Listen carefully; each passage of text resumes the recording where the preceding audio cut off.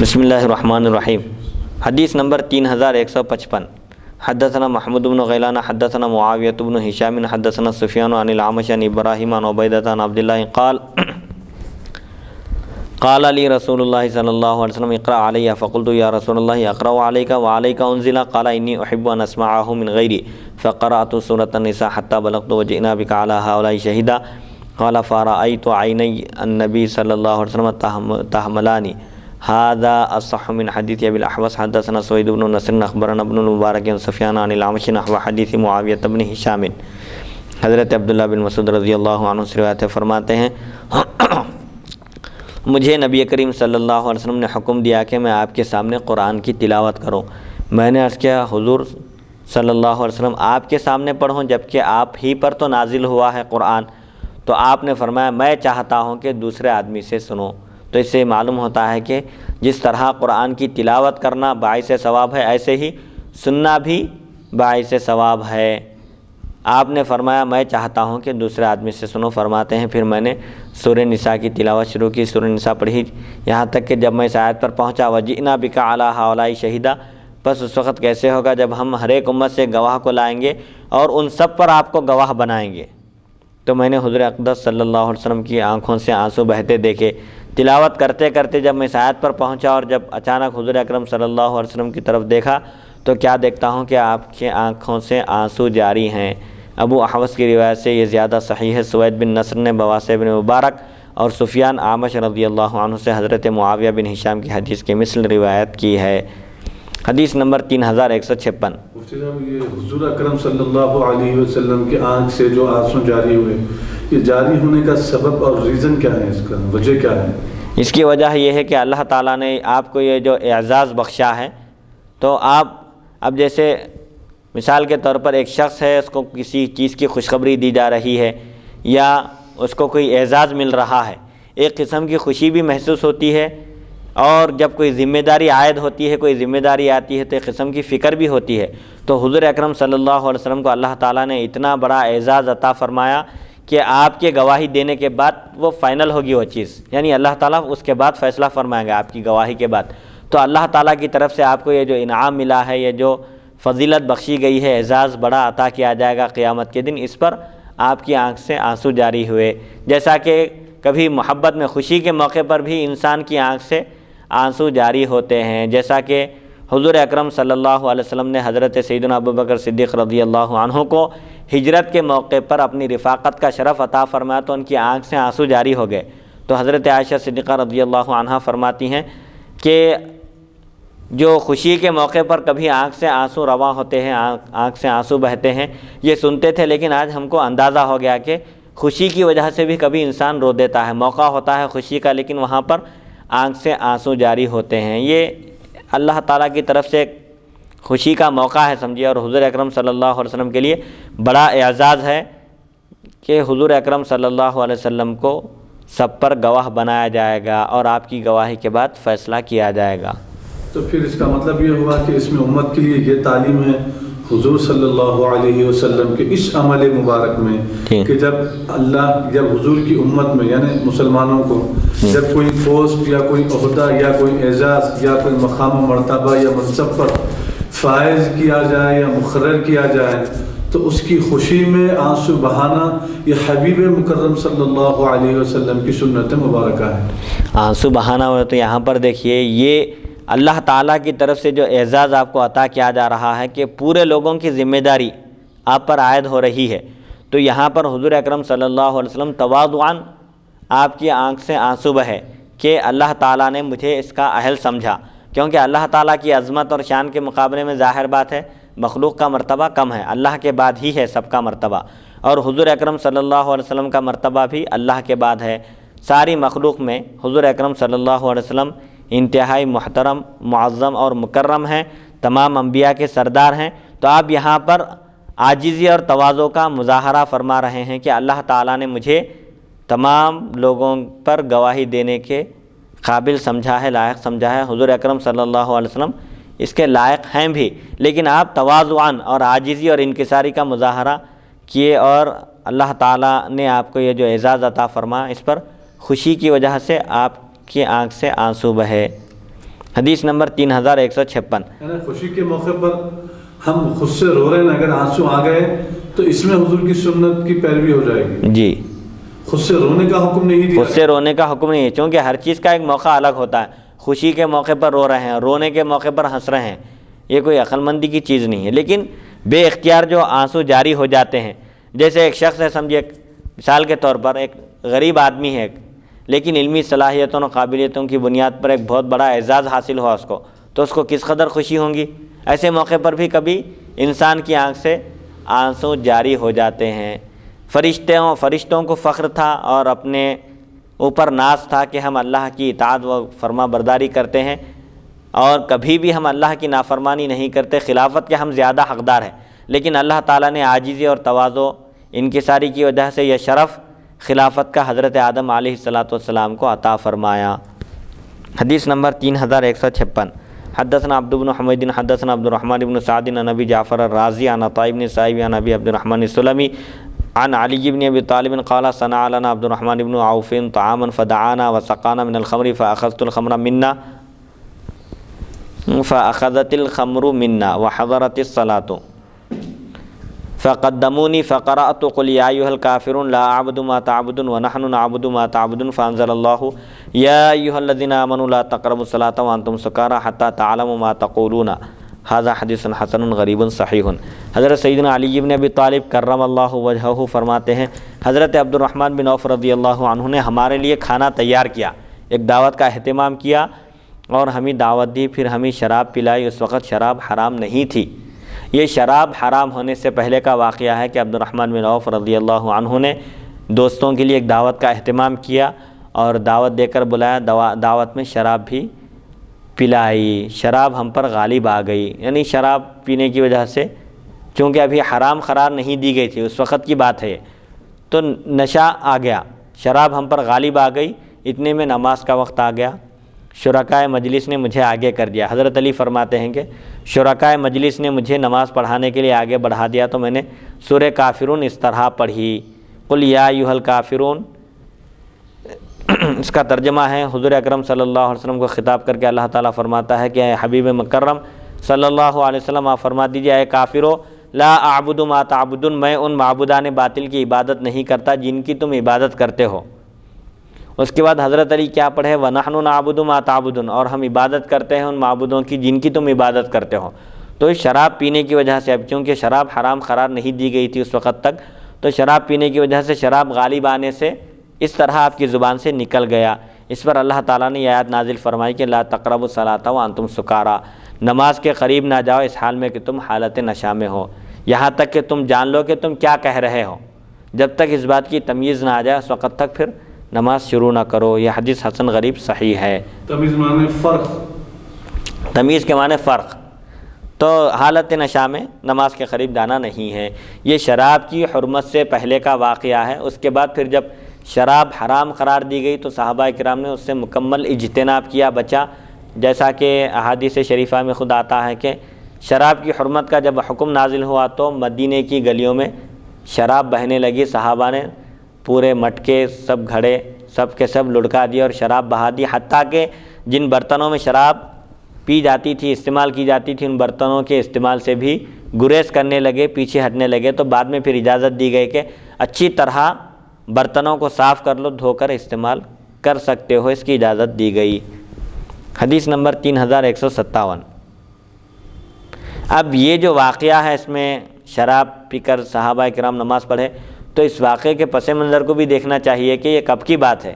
شراب حرام ہونے سے پہلے کی بات ہے تو پھر ان پر ملامت ہرگز نہیں کی جا سکتی، کیونکہ ایک چیز جب تک حرام قرار نہیں دی گئی اس سے بچنے کی ضرورت نہیں ہے. وہ استعمال کر سکتے ہیں، اس پر عمل کر سکتے ہیں، لیکن جب حرمت کا حکم آ جائے، اس کو حرام قرار دیا جائے تو فوراً رک جانا چاہیے. چنانچہ صحابہ کرام بھی شراب کی حرمت نازل ہونے کے بعد کوئی شراب کے قریب بھی نہیں گئے. حدیث نمبر 3157. حدثنا قتيبة حدثنا ليس عن ابن شهاب عن عروة بن الزبير أنه حدثه أن عبد الله بن الزبير حدثه أن رجلا من الأنصار خاصم الزبير في شراج الحرة التي يسقون بها النخل فقال الأنصار صرح الماء يمر فأبى عليه فاختصموا إلى رسول الله صلى الله عليه وسلم فقال رسول الله صلى الله عليه وسلم للزبير اسقي يا زبير وأرسل الماء إلى جارك فغضب الأنصاري وقال يا رسول الله إن كان ابن عمتك فتغير وجه رسول الله صلى الله عليه وسلم ثم قال يا زبير اسقي وحبس الماء حتى يرجع إلى الجدر فقال الزبير والله إني لأحسب هذه الآية نزلت في ذلك فلا وربك لا يؤمنون حتى يحكموك فيما شجر بينهم سمعت محمد يقول قد روى ابن وهب هذا الحديث عن الليث بن سعد ويونس عن الزهري عن عروة عن عبد الله بن الزبير نحو هذا الحديث وروى شعيب بن أبي حمزة عن الزهري عن عروة بن الزبير ولم يذكر فيه عن عبد الله بن الزبير۔ حضرت عبداللہ بن زبیر رضی اللہ عنہ سے روایت ہے کہ انصاری کا پتھریلی زمین کی ایک نہر کے بارے میں جس سے کھجوروں کو پانی دیا کرتے تھے، اس سلسلے میں حضرت زبیر رضی اللہ عنہ سے جھگڑا ہو گیا، ایک انصاری صحابی کا جھگڑا ہو گیا حضرت زبیر رضی اللہ عنہ سے۔ تو انصاری نے کہا پانی کو گزرنے دیجئے، لیکن حضرت زبیر رضی اللہ عنہ نہیں مانے۔ دونوں حضور اکرم صلی اللہ علیہ وسلم کی خدمت میں فیصلہ کرانے کے لیے حاضر ہوئے۔ نبی کریم صلی اللہ علیہ وسلم نے فرمایا زبیر تم اپنے باغ کو سیراب کرو پھر اپنے پڑوسی کے لیے پانی چھوڑ دو، یعنی پہلے اپنے باغ کو سیراب کر لو، پھر آپ کے باغ کے بعد پڑوسی کا باغ ہے، انصاری کا باغ ہے، ان کے باغ میں پانی ان کے باغ کو سیراب کرنے کے لیے چھوڑ دو۔ یہ سن کر انصاری کو غصہ آ گیا اور اس نے کہا یا رسول اللہ صلی اللہ علیہ وسلم یہ اس لیے آپ فرما رہے ہیں کہ یہ آپ کے پھپھیرے بھائی ہیں؟ رسول اکرم صلی اللہ علیہ وسلم کے چہرے انور کا رنگ متغیر ہو گیا، آپ برہم ہو گئے۔ آپ نے فرمایا زبیر اپنے باغ کو سیراب کرو اور پانی روکے رکھو یہاں تک کہ منڈیر تک بھر جائے، دیوار کے اوپر تک پہنچ جائے۔ حضرت زبیر رضی اللہ عنہ فرماتے ہیں قسم بخدا میرے خیال میں یہ آیت اسی بارے میں نازل ہوئی ہے، قسم ہے آپ کے پروردگار کی یہ لوگ اس وقت تک مومن کامل نہیں ہو سکتے جب تک کہ یہ لوگ آپسی معاملات میں آپسی جھگڑے میں آپ کو حکم نہ بنائیں اور آپ کے فیصلے پر راضی نہ ہوں، اس وقت تک مومن کامل نہیں ہو سکتے۔ حتی لا یحکموک فیما شجر بینہم، اس آیت میں یہ بات بتائی جا رہی ہے کہ اپنے جھگڑوں میں فیصلہ کرانے کے لیے حضور اکرم صلی اللہ علیہ وسلم کو حکم تسلیم کرنا، آپ کو حکم ماننا، پھر آپ کے کیے ہوئے فیصلے پر راضی رہنا، دل میں تنگی محسوس نہیں کرنا، یہ حضور اکرم صلی اللہ علیہ وسلم کا فیصلہ ہے، ہماری گردن ہم خم کر دیتے ہیں، سر تسلیم خم کرنے کا نام ہے۔ چنانچہ وہ جو معاملہ تھا حضور اکرم صلی اللہ علیہ وسلم نے یہاں پر انصاری کے ساتھ رعایت کرتے ہوئے فرمایا تھا کہ اے زبیر چونکہ تمہارا باغ پہلے ہے، تم اپنے باغ میں پانی ڈالنے کے بعد اپنے باغ کو سیراب کرنے کے بعد اپنے پڑوسی کو دے دو۔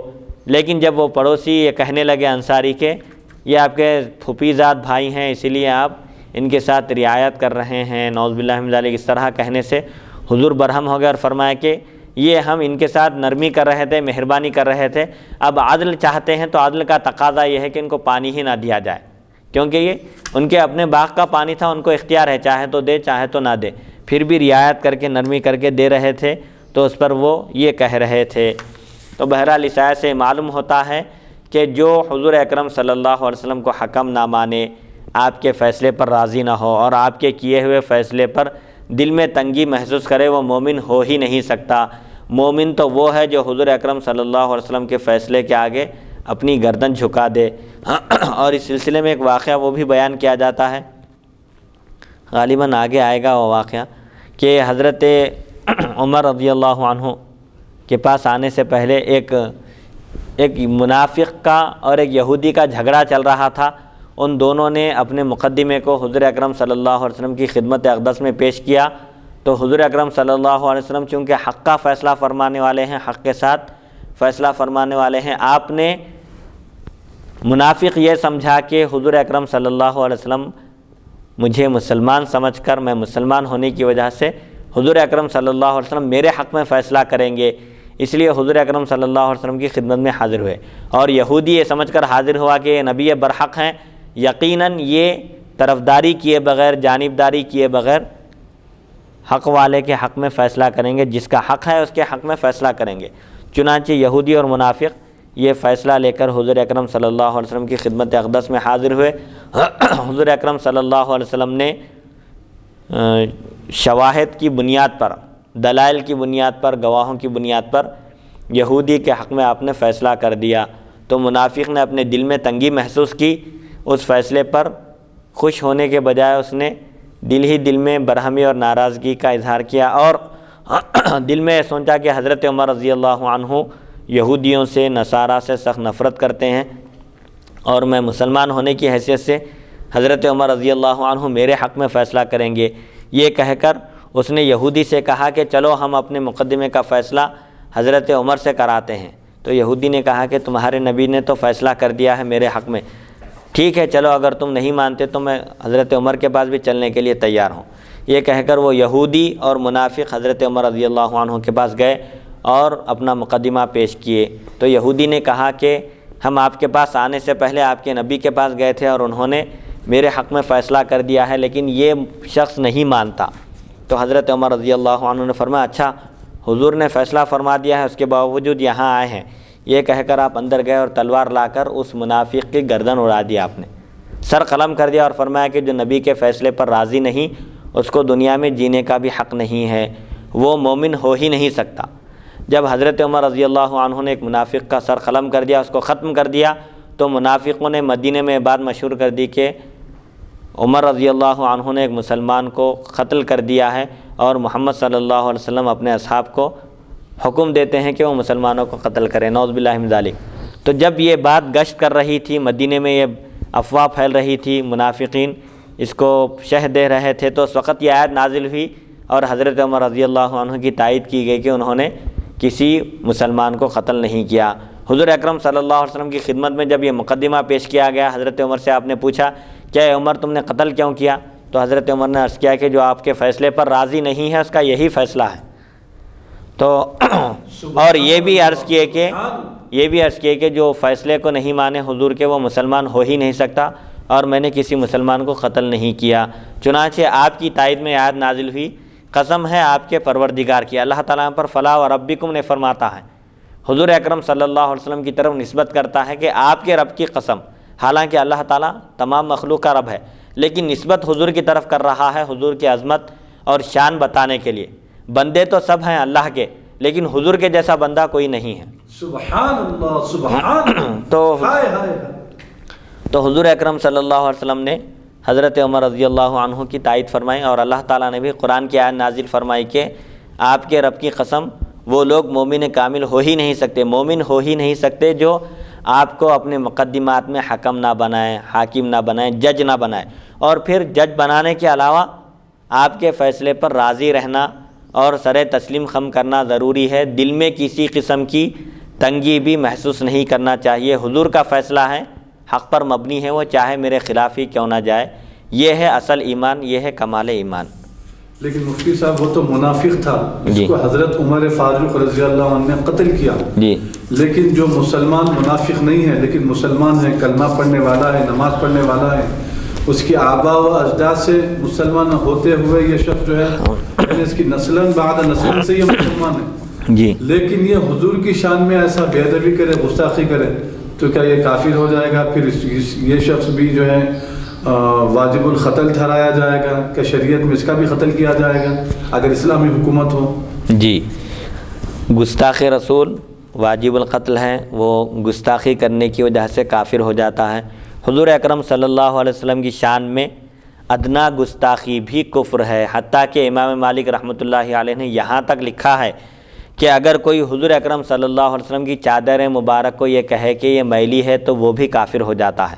حالانکہ عام طور پر کپڑے استعمال کرنے کے بعد میلے ہوتے ہیں، لیکن حضور اکرم صلی اللہ علیہ وسلم کے لباس مبارک کی طرف حتیٰ کہ آپ کی چادر مبارک کو بھی میلی ہے کہنا کفر ہے۔ اب بڑی بڑی گستاخیوں کا تو انجام کیا ہوگا یہ اللہ تعالیٰ ہی بہتر جانتا ہے۔ اسی لیے تمام علماء کے پاس بلا اختلاف مذاہب، چاہے حنفی ہو، شافعی ہو، حنبلی ہو، مالکی ہو، کسی بھی مسلک میں انبیاء کی ادنا گستاخی بھی کفر ہے اور گستاخی کرنے والا واجب القتل ہے۔ اچھا، یہ جو کفر سے جو مراد ہے، کیا جو ہندو ہیں جیسا عیسائی ہیں، یہودی ہیں، یا بتوں کی جو پوجا کرنے والے بدھسٹ ہیں، ہاں، تو کیا ایسا کافر ہو جائے گا انبیاء کی شان میں گستاخی کرنے سے؟ ان سے بھی بدتر کافر ہوگا، کیونکہ انبیاء کا مقام و مرتبہ انتہائی اعلیٰ و عرفہ ہے اللہ تعالیٰ، اس لیے بڑے سخت احکام ہیں۔ ابن تیمیہ نے خود ایک کتاب لکھی ہے صارم المسلوم مسلول اعلیٰ شاتم الرسول، رسول کی گستاخی کرنے والے پر سونتی ہوئی تلوار، میان سے باہر نکالی ہوئی تلوار، اس کتاب کا عنوان ہے، نام ہے۔ اس میں انہوں نے تفصیل سے لکھا ہے بڑی شرح و بس کے ساتھ کہ انبیاء کی شان میں ادنا گستاخی بھی کفر ہے۔ حتیٰ کہ بانی جامعہ رحمۃ اللہ علیہ حضرت شیخ الاسلام عارف باللہ حافظ محمد انوار اللہ فاروقی رحمۃ اللہ علیہ، بانی جامعہ نظامیہ و بانی دائرۃ المعارف العثمانیہ نے بھی اپنی کتاب میں مقاصد الاسلام میں لکھا ہے کہ اگر کوئی یہ کہے کہ حضور اکرم صلی اللہ علیہ وسلم کا فقر اختیاری نہیں تھا، اضطراری تھا، مجبور تھے آپ، کھانا نہیں ملتا تھا اس لیے نہیں کھاتے تھے، یہ بھی کہے تو کافر ہو جائے گا۔ اللہ اکبر۔ حضور اکرم صلی اللہ علیہ وسلم کو اگر اچھا ملتا، لذیذ غذائیں ملتی تو آپ تناول فرما لیتے، اس طرح کہنا بھی کفر ہے، کیونکہ حضور اکرم صلی اللہ علیہ وسلم کا جو فقر تھا وہ اختیاری تھا، آپ نے خود اختیار فرمایا تھا فقر و فاقے کی زندگی کو، آپ مجبور نہیں تھے، آپ مختار کل تھے، دونوں عالم کے سردار ہیں آپ۔ اللہ تعالیٰ نے آپ کو یہ تک اختیار عطا فرمایا تھا کہ اگر آپ چاہیں تو مکے کے پہاڑ آپ کے ساتھ سونا بن کر چلیں گے، پوری دنیا کی دولت آپ کے قدموں میں ہوگی۔ تو حضور اکرم صلی اللہ علیہ وسلم نے اللہ تعالیٰ کی اس پیشکش کو آپ نے قبول نہیں فرمایا اور یہ عرض کیا کہ اے اللہ، میں یہ چاہتا ہوں کہ میں ایک دن کھانا کھاؤں تو تیرا شکر بجا لاؤں، اور ایک دن میں بھوکا رہوں تو صبر کروں۔ صبر اور شکر ان دونوں فضیلتوں کو میں جمع کرنا چاہتا ہوں۔ تو یہ حضور اکرم صلی اللہ علیہ وسلم کا جو فقر تھا، آپ نے اس طرح جو زندگی گزاری ہے آپ نے خود سے اختیار فرمائی تھی۔ تو اس سلسلے میں بھی اتنی احتیاط کی ضرورت ہے کہ اگر کوئی نعوذ باللہ من ذالک فقر اضطراری کہے تو وہ کافر ہو جائے گا۔ اور جیسا کہ قرآن مجید میں سب سے پہلے اہل ایمان سے جو خطاب کیا گیا اس میں ادب کی ہی تعلیم دی گئی۔ سب سے پہلے یا ایھا الذین آمنوا پہلے پارے میں ہے، جس میں نہ نماز کا حکم ہے، نہ روزے کا حکم ہے، نہ اور کسی عبادت کا ذکر ہے، بس 12واں رکوع ہے، 12واں رکوع ہے۔ تو بہرحال سب سے پہلے جو ایمان والوں سے خطاب کیا گیا ہے وہ ادب کی تعلیم دی گئی ہے کہ رسول اکرم صلی اللہ علیہ وسلم کے بارے میں حد درجے کا احترام کرو، ادب کرو، اور دین نام ہے ادب کا۔ جب تک ادب غالب رہا مسلمانوں کو فتوحات ملتی رہی، کامیابی ہوتی رہی۔ چنانچہ بانی جامعہ رحمۃ اللہ علیہ نے مقاصد الاسلام کے ایک حصے میں لکھا ہے کہ تمام کامیابیوں کا راز، صحابہ کرام کے جنگوں میں فتوحات کا راز یہی تھا کہ وہ حضور اکرم صلی اللہ علیہ وسلم کے صحبت یافتہ تھے، فیض یافتہ تھے، اور انہوں نے ادب کا مکمل مظاہرہ کیا۔ جب کبھی کسی جنگ میں کوئی صحابی شریک رہتے تو ضرور ان کو فتح و نصرت حاصل ہوتی تھی۔ جیسے جیسے بے ادبی بڑھتی گئی، ادب کم ہوتا گیا، وہاں سے مسلمانوں کا زوال شروع ہوا۔ سبحان اللہ، سبحان اللہ، اللہ آپ کے علم میں برکت دے۔ سبحان اللہ۔ حدیث نمبر 3158، حدثنا محمد بن بشار حدثنا محمد بن جعفر حدثنا شعبۃ عن عدی بن ثابت قال سمعت عبد الله بن يزيد يحدث عن زيد بن ثابت انه قال في هذه الايات فما لكم في المنافقين فئتين قال رجع ناس من اصحاب النبي صلى الله عليه وسلم يوم احد فكان الناس فيهم فريقين، فريق منهم يقول اقتلهم وفريق يقول لا، فنزلت هذه الايه فما لكم في المنافقين فئتين فقال انها طيبة وقال انها تنفي الخبث كما تنفي النار خبث الحديد۔ هذا حدیث حسن صحیح۔ حضرت زید بن ثابت جو کاتبان وحی میں سے ہیں رضی اللہ عنہ سے اس آیت مبارکہ فما لکم فی المنافقین فئتین، تم کو کیا ہو گیا ہے کہ منافقوں کے بارے میں دو گروہ بن گئے ہو، دو گروپ میں تقسیم ہو گئے ہو۔ اس بارے میں، اس آیت کے بارے میں روایت ہے کہ غزوہ احد کے دن کچھ صحابہ کرام واپس ہو گئے، لوگوں کے دو گروہ بن گئے۔ ایک جماعت کہتی تھی ان کو قتل کر دو، جبکہ دوسری کہتی تھی کہ ان کو قتل نہ کرو۔ اس پر یہ آیت نازل ہوئی۔ نبی کریم صلی اللہ علیہ وسلم نے فرمایا مدینہ طیبہ ہے، پاکیزہ مقام ہے، میل کچیل کو اس طرح دور کرتا ہے جیسے آگ لوہے کا میل دور کر دیتی ہے۔ یہ حدیث حسن صحیح ہے۔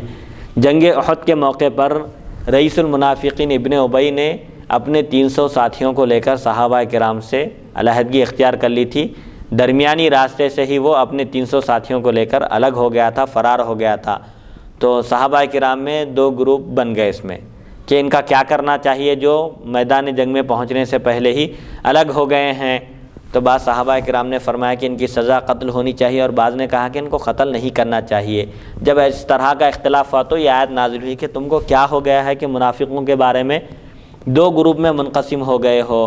پھر حضور اکرم صلی اللہ علیہ وسلم فرماتے ہیں کہ منافق مدینہ طیبہ میں نہیں رہ سکتا، کیونکہ مدینہ طیبہ ایک پاکیزہ مقام ہے، جن کے دلوں میں نفاق ہے ان کے لیے وہاں کوئی گنجائش نہیں ہے۔ جو اس مٹی میں دفن ہونے کے لائق نہیں ہے، اس سرزمین پر زندگی گزارنے کے قابل نہیں ہوتا، اس کو مدینہ طیبہ سے نکال دیا جاتا ہے، خود بخود اسباب بن جاتے ہیں اور وہ وہاں ٹک نہیں سکتا۔ حدیث نمبر 3159۔ وہ قتل جو قتل کی جو بات آ رہی ہے، تو کیا مدینہ منورہ میں قتل کیا جا سکتا ہے یہود و نصارہ کا، منافقین کا، جو حضور کی شان میں بے ادبی اور گستاخی کرتے ہیں؟ جی، صرف حرم میں منع ہے۔ کعبے کے پاس حرم میں جو شخص داخل ہو جاتا ہے وہ باامن ہو جاتا ہے، اس کو تعرض نہیں کیا جائے گا، اس کو قتل نہیں کیا جائے گا، یہ صرف کعبے کے پاس ہے یہ حکم۔ لیکن حضور اکرم صلی اللہ علیہ وسلم نے حضرت علی رضی اللہ عنہ کو یہ فرمایا تھا کہ اگر وہ شخص کچھ نام ہے تو ایک تخصیص کے ساتھ فرمایا نا، سب کے لیے نہیں بولے، وہ اس کا نام کچھ اختل کچھ نام تھا اس کا، کہ اختل اگر کعبے کے پردے سے چمٹا ہوا بھی اگر تم اس کو پاؤ تو اس کو قتل کر دو۔ یہ جو سخت ترین دشمن تھے اسلام کے، مسلمانوں کے خلاف ہمیشہ فتنہ پرور تھے، فتنہ پھیلانے کا کام کرتے تھے، مسلمانوں کو، اسلام کو نقصان پہنچانے کا کام کرتے تھے، ایسے سخت ترین بدترین دشمن ہیں، تو ان کے لیے حضور تخصیص کے ساتھ فرمائے کہ فلاں اگر کعبے کے پردے سے چمٹا ہوا بھی تم اس کو پاؤ تو اس کو قتل کر دو، دوسروں کے لیے نہیں فرمائے۔ تو آج بھی اگر کوئی ایسا مسلمانوں کا دشمن ہے، اسلام کا دشمن ہے، حضور کی شان میں گستاخی اور بے ادبی کرتا ہے، اور ایسا شخص کعبے سے چمٹا ہوا ہے اپنی جان بچانے کے لیے، تو کیا آج بھی ایسے شخص کا قتل کیا جا سکتا ہے؟ یہ اختیار صرف حضور کو ہے دینے کا احکام کے۔ البتہ فقہاء کرام لکھتے ہیں کہ اگر کوئی شخص قتل کر کے حرم میں پناہ لے تو اس کو حرم میں قتل نہیں کیا جائے گا، حرم سے باہر نکلنے پر مجبور کیا جائے گا، کھانا پانی بن کر دیا جائے گا، ایسے اسباب اس کے لیے پیدا کر دیے جائیں گے کہ وہ باہر نکلنے پر مجبور ہو جائے، اس کے بعد قتل کریں گے۔ وہ اختیارات صرف حضور کے ہیں، وہ کہ جس کو جہاں چاہے آپ جس طرح کا سلوک کرنا چاہیں، اللہ نے آپ کو یہ اختیار دیا ہے، اسی لیے آپ نے وہاں پر اختل نامی شخص کو قتل کرنے کا آپ نے حکم دیا تھا، یہ دوسرے نہیں دے سکتے آپ کوئی۔ حدیث نمبر 3159۔ حدثنا حسن بن محمد الزعفرانی حدثنا شبابۃ حدثنا ورقاء بن عمر عن عمرو بن دینار عن ابن عباس عن النبی صلی اللہ علیہ وسلم قال یجیء المقتول بالقتل یوم القیامۃ ناصیته ورأسه بيده واوداجه تشخب دما یقول یا ربی قتلنی هذا حتى يدنیه من العرش قال فذكروا لابن عباس التوبة فتلا هذه الآية ومن يقتل مؤمنا متعمدا فجزاؤه جهنم قال ما نسخت هذه الآية ولا بدلت وأنى له التوبة هذا حديث حسن وقد روى بعضهم هذا الحديث عن عمرو بن دینار عن ابن عباس نحوه ولم يرفعه۔ حضرت ابن عباس رضی اللہ عنہما سے روایت نبی کریم صلی اللہ علیہ وسلم نے ارشاد فرمایا قیامت کے دن مقتول اس صورت میں آئے گا، اس حالت میں آئے گا کہ اس کی پیشانی اور سر اس کے ہاتھ میں ہوں گے اور گردن کی رگوں سے خون بہہ رہا ہوگا۔ عرض کرے گا، مقتول قاتل کو لائے گا قیامت کے دن پکڑ کر، اس حال میں کہ اس کی پیشانی اور اس کا سر اس کے ہاتھ میں ہوگا اور اس کی گردن کی رگوں سے خون بہہ رہا ہوگا۔ عرض کرے گا اے میرے پروردگار، اس نے مجھے قتل کیا۔ مقتول قاتل کو پکڑ کر لا کر کہے گا اللہ تعالیٰ سے کہ اے پروردگار، اے میرے رب، اس نے مجھے قتل کیا۔ وہ اپنے قاتل کو عرش کے قریب کر دے گا، یہ کہتے ہوئے وہ اپنے قاتل کو عرش کے قریب کر دے گا۔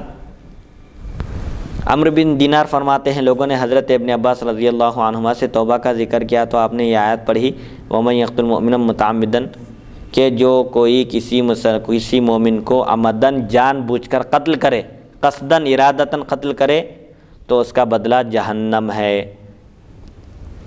حضرت ابن عباس رضی اللہ عنہما سے انہوں نے توبہ کا ذکر کیا تو آپ نے یہ تلاوت فرمائی کہ جو کوئی کسی مومن کو قصدن عمدن ارادتاً قتل کرے، مار ڈالے، تو اس کا بدلہ جہنم ہے۔ آپ نے فرمایا یہ آیت نہ منسوخ ہوئی ہے اور نہ ہی بدلی گئی ہے، تو پھر اس کو توبہ کی توفیق اور اس کی توبہ کیسے قبول ہو سکتی ہے؟ یہ حدیث حسن ہے، اور بعض نے اس حدیث کو عمرو بن دینار اور ابن عباس رضی اللہ عنہما سے اس کے جیسا اس کے مثل روایت کیا ہے، اور انہوں نے اس کو مرفوع بیان نہیں کیا۔ تو بہرحال اس آیت میں اللہ تعالیٰ فرماتا ہے کہ جو کسی مومن کو عمدن قصدن ارادتاً قتل کرے تو اس کا جہنم، اس کا ٹھکانہ جہنم ہے، اس کا بدلہ جہنم ہے۔ فجزاؤہ جہنم خالداً فیہا، اس حال میں کہ وہ اس میں ہمیشہ رہے گا۔ یہ کب ہے؟ اگر کوئی کسی مومن کے قتل کو حلال سمجھ کر کرے تو پھر وہ دائمی جہنمی ہے، ہمیشہ ہمیشہ جہنم میں رہے گا، کیونکہ حرام کو حلال سمجھنے والا کافر ہو جائے گا اور کافر دائمی جہنمی ہیں۔